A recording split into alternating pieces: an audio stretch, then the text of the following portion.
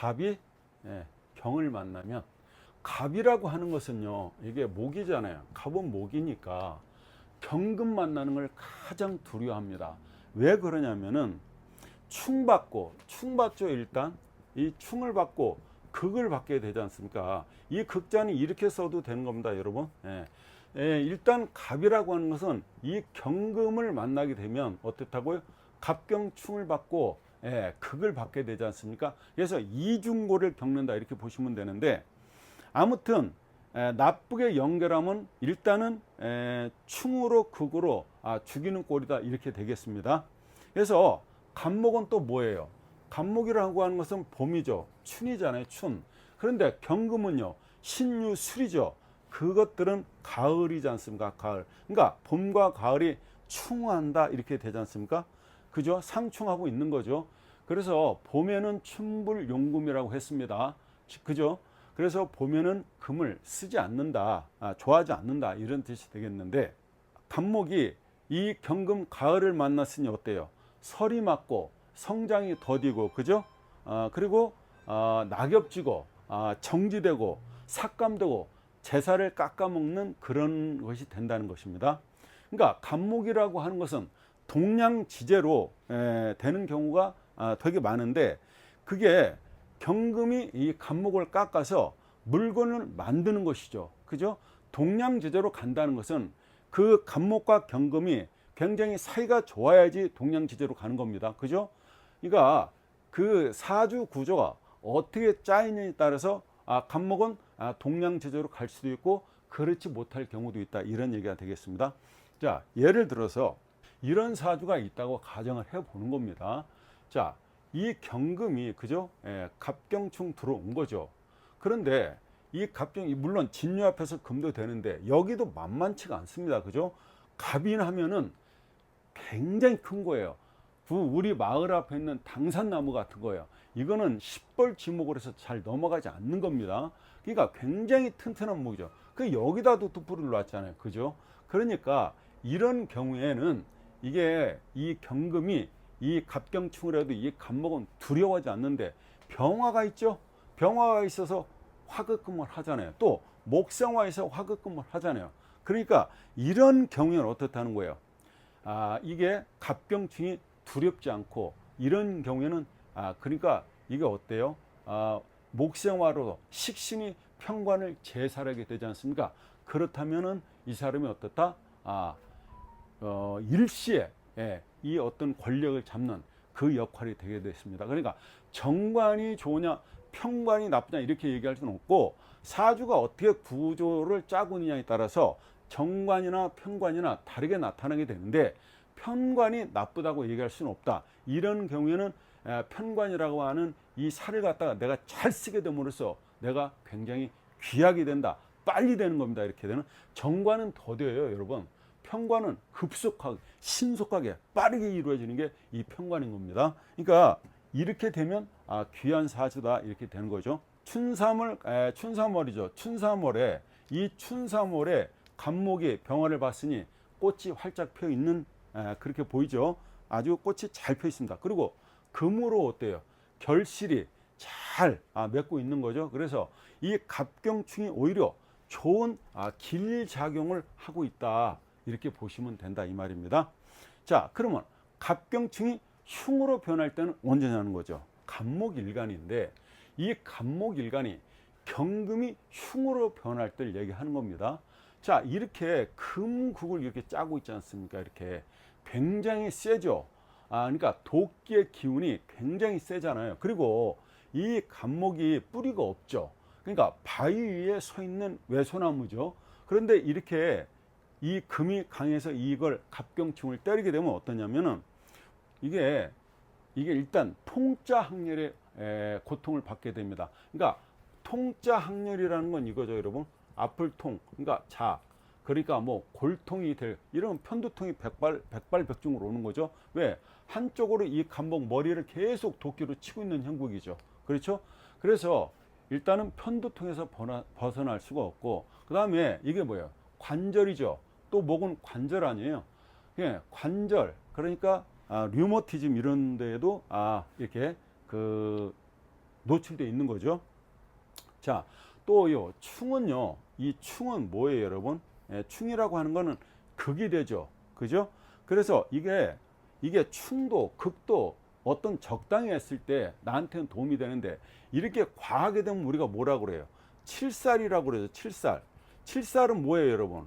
귀살이라고 그래요. 귀살, 그죠? 귀살이다. 귀살, 귀신이 치는 것이다 이거죠, 그죠? 귀신이 친다는 얘기는 뭐야? 편관이, 그러니까 결국 이게 병이라는 얘기인데, 이게 이렇게 세게 들어오면 만약에 경신운이 다시 왔다, 만약에 신인운이 다시 왔다, 그러면 이 사람 어떻게 했어요?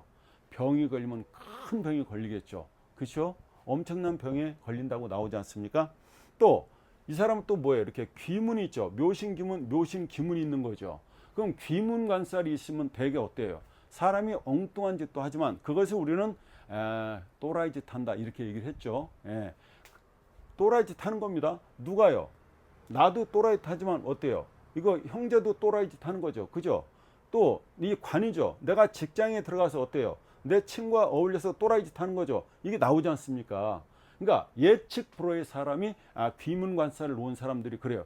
그래서 제가 전번 시간에도 언젠가 말씀드렸는데, 여명에는 귀문관살이 있는 사람은 절대 술을 먹지 마라. 왜? 지난밤에 내가 뭘 어떻게 했는지 모른다, 그죠? 그러니까 여명은 귀문관살이 있을 때 어떻게 먹는 거를 또 딱 끊으라고 할 수 있습니까? 하지만 2병 먹었다면 1병으로 줄여라, 1병 먹었다면 반병으로 줄여라.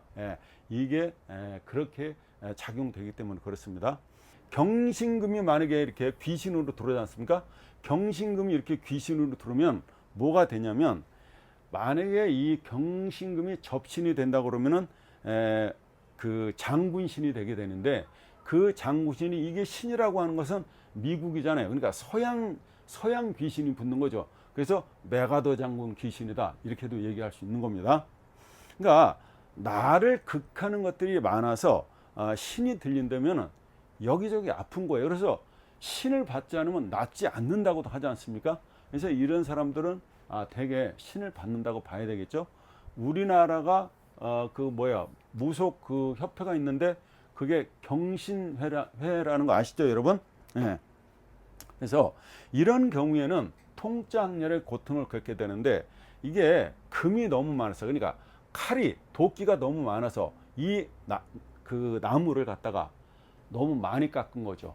그러니까 연필 깎기를 깎는다고 봤을 때 너무 많이 깎아 가지고 그 연필을 쓸 수 없는 경우죠. 그러니까 원재료를 금이 깎아서 베렸다, 1년생 풀만도 못하다 이렇게 되겠습니다. 이렇게 해석을 하시면 되는데, 자, 하나 더 예를 들어 볼게요. 정묘에 갑신에 병신에 무신 이렇게 되어 있습니다. 이 사주는 일단은 뭐가 먼저 필요하겠습니까? 통관이 들어온다면 일단은 이게 화가 먼저 필요하죠, 그죠? 무조건 화가 먼저 들어와야 됩니다. 왜냐하면 금금목이 들어오니까, 그죠? 이 금금목이 토생금 금목이 들어오기 때문에 화가 들어와야 어때요? 이 그 도끼를 못 잡게 손을 비틀지 않습니까? 화가 들어왔을 때 손을 비틀어서 도끼를 못 들게 하는 거니까 무조건 화가 먼저 들어와야 된다 이렇게 보여지는 거죠. 금금목 터지고 있어요. 그러면 터지고 난 다음에 인수를 찾아봐야 늦게 되는 거죠, 그죠? 인수를 찾아봐야 늦게 된다, 그렇지 않습니까? 간목이 금을 많이 만나고 있으니까 고통이 이만저만이 아니다. 그러니까 만고풍상을 겪게 된다 이 말입니다. 목이라고 하는 것은 풍이죠, 그죠? 목은 풍이다. 이 금은요, 그러니까 금이라고 하는 것은 뭐예요? 설이, 그죠? 설이기 때문에 이거를 엮어보면 풍파, 그죠? 풍파를 겪고 살 수밖에 없는 팔자가 된다, 그죠? 그야말로 낙락장성 아닙니까? 낙락장성은 뭐예요? 낙엽이 다 떨어진 상태에서 그러니까 낙엽이 없는 그 나무, 고목나무를 낙락장성이라고 그러지 않습니까? 그죠? 낙락장성이 되겠습니다. 그러니까 낙엽이 떨어질 낙장이 다 떨어지고 나무만 딱 서 있는 걸 낙락장성이라고 그러죠. 금목이 이렇게 상전하게 되잖아요. 금하고 이렇게 금하고 목이 상전한다, 그죠? 상전하면 어떻게 된다고 여러분? 상전하게 되면은 아까도 말씀드렸는데 온 몸이 안 아픈 데가 없는 겁니다. 예, 이게 통짜 항열이 가장 극렬한 아픔이 되는 겁니다. 여기저기 쑤시는 거예요. 그래서 몸이 안 아픈 데가 없다. 또 이렇게 목은 있는데 목은 두 개죠. 목은 두 개인데 금이 이렇게 네 개나 있지 않습니까? 그러면은 어때요? 금인 열매가 그 주렁주렁 달려 있는 모습이죠. 그러니까 그 가지가 찢어지는 거죠. 이런 경우에는 목은 두 개밖에 없는데 이렇게 열매가 이렇게 득실득실 달려 있게 되면 가지가 찢어진 형국이 보이시죠? 예. 이게 부자가 되기 어렵다. 그죠? 이게 간목한테 열매가 적당히 달려야 그걸 갖다가 가을에 가서 수확을 할 텐데 이런 경우에는 이 열매를 익지 못해서 이 가지가 그죠? 찢어진다. 그러니까 좀 부자가 되기 어려운 그런 사주다. 그러니까 어떻게 보면요, 불쌍한 좀 명식이 되겠습니다. 우리가 손발이라고 그러죠. 수족, 그죠? 손발이 어때요? 다닳도록, 그죠? 이래도 먹고 살기가 좀 힘들다. 초가을에 배추가 서리를 맞은 형국인 거죠. 그죠? 그래서 제살을 깎아 먹기다. 그러니까 또 여기다가 뭐 경진년이 들어온다. 그럼 어떻게 되겠어요? 만약에 경진년이 들어온다면 완전히 토생금목으로서 이 목은 갖다가 굉장히 살기가 어렵다. 굉장히 극심한 고통을 받게 되겠죠. 자, 이게 이런 사주는 일단은 대운이 잘 들어오기를 바랄 뿐입니다. 그죠? 이런 사주는 일단 어떻다고요? 대운이 잘 들어와서 조화를 이루어야 되겠습니다.